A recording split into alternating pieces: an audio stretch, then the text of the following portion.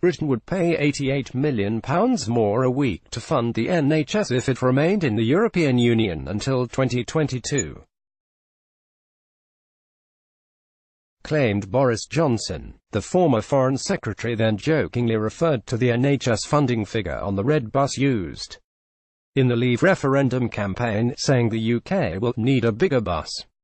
Mr. Johnson revealed, "I am sad to tell you that when I previously wrote an article in referring to the gross sum of £350 million per week, which you may remember was on the side of the red bus during the referendum campaign, it now turns out that the actual gross figure by 2022, were we to stay in towards the end of this parliament, would be £438 million a week, so we're going to need a bigger bus." In 2016, the Treasury calculated the UK's gross contribution to the EU was £327 million per week. But the whole of that sum did not leave the Treasury's coffers because before anything was paid to the EU, the UK's rebate of £75 million per week was applied. The total sum sent worked out at £252 million per week. The former Foreign Secretary was speaking on the Telegraph's Choppers Brexit podcast, and his comments follow former Brexit Secretary Dominic Raab launching a stinging attack on the European Union, accusing Brussels of behaving dishonourably in negotiations and using the Irish border issue to try to lock the UK into their laws.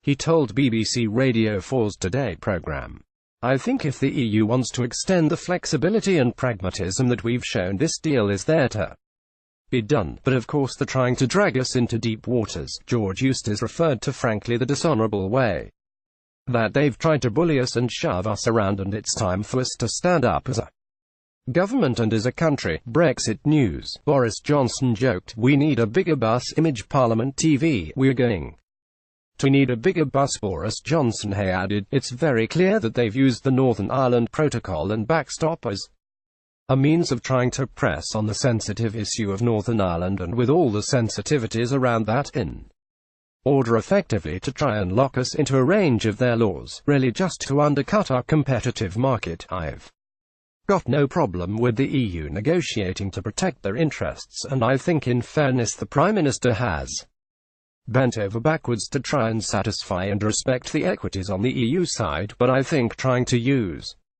Northern Ireland, given the history of that conflict, given the secessionist tendencies in other European countries, in order to put pressure on us in the way that they have. No, I don't think that's right. Frankly, I don't think it's right from the point of view of European unity and solidarity." Separately, Labour leader Jeremy Corbyn was dealt a blow after a Politico Hanbury poll suggested almost one-third of his party's voters, 32.4%, could defect to the so-called independent group, or TI. The group is fronted by Brexit rebels including Chuka Umunna and Anna Soubry if they fielded candidates in a general election.